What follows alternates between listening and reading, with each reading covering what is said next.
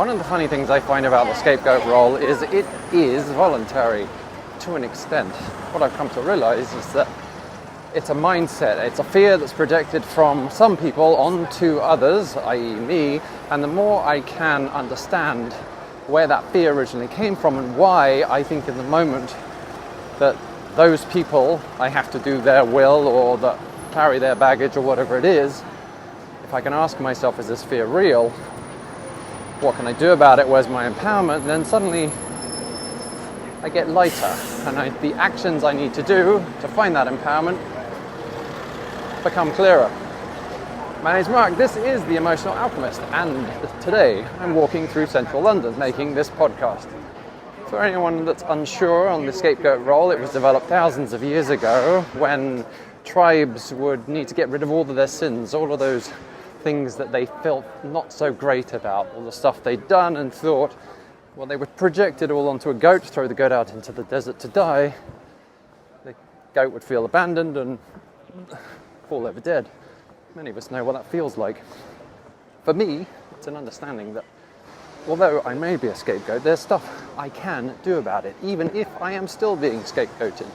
It's how do I respond to these emotions that come up in me? I understand there's always going to be people blaming me for something. That's just the way it is. That's natural life.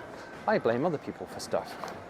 But when I do, it disempowers me because I forget that the only person I can change is me, and that when I put energy into understanding actions I can take, and this is in so many things in life.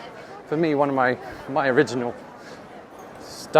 field of study rather than alchemy was in law. I went to study law at university, and I actually studied more in drug interactions, a practical course, and ignored what I was there for, and ended up in rehab. That's a different story. But law is everything. It's like from the very top above us. Like, what I'm trying to say is the universe has these cosmic laws. It's do no harm to others, and that's basically the law of karma. It's like reciprocity. You get what you give out. Anything bound in fear will come back to me in fear. Anything bound in love will come back to me in love. If I can concentrate and understand what my energy is, how I am at any moment, in this interaction with this new person, am I carrying any old energy that is affecting the way that I'm interacting with them? Because I want to be able to turn up in the world without baggage. And for me, that's done through shadow work. Shadow work is, when those feelings of shame, fear, anger, blame come up, I go back and I ask myself, what is it that I'm feeling? Where did this feeling come from?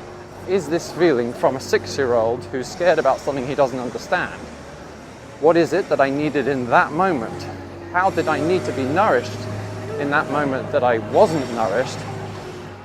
And if this situation now, in this present moment, Mark being 43 years old, if that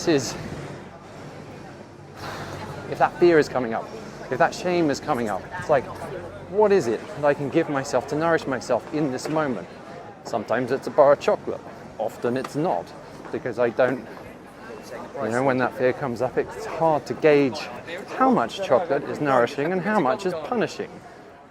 I was told any weapon, any tool held in the right way can be used as a weapon. You can create something with a hammer, but you can also be very destructive with a hammer. Chocolate, there's nothing wrong with chocolate, it's chocolate. But actually, if I'm having 500 grams a day, then it's not going, it's basically I'm using it as a tool, but it's punishing myself. I'm using it as a weapon. So often I call someone up. I say, you know what, I don't feel so great, because that connection with someone else, and I call someone who is likely to be on a higher wavelength of me. If I'm in fear, I don't call people who I know will also be in fear, because then we're both in the fear vibration. If I can call someone, they see my problem, whatever it is in the situation, from outside of the emotional kind of loading that I do. Einstein said you can't solve a problem with the same level of consciousness that created it. That means if I am stuck in fear and I can't work out what it is I need to do in order to be able to get out of this fear, out of the situation, solve the problem, whatever it is, I need to raise my vibration. That's Einstein. Now, he was a dude who I can see, I think he was pretty compassionate by the look of things. I like him. He said some cool stuff. He said, Mark, when you've got low vibrations, call someone, ask them for help. See how you can get to a higher vibration.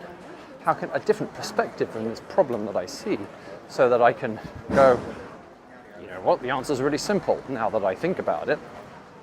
Because when that fear comes up, then that reptilian part of my brain, curious name, at the base is going, Mark, run, or fight, or flight, or something like that. It's not allowing, and this is the actual chemistry of the brain, it's not allowing me to use my full brain. All it's concerned about is how we're going to get out of this fearful situation. Whereas, when I can just let go of the fear, then my limbic brain, that's the bit that goes over the top, comes back online. It's the analytical part of stuff that says, oh, you know what, if we do this and then do that, the problem is solved. That emotional stuff takes that logical stuff offline.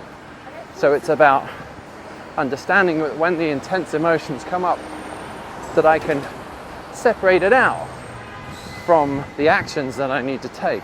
I dealt with intense emotions with friends in therapy.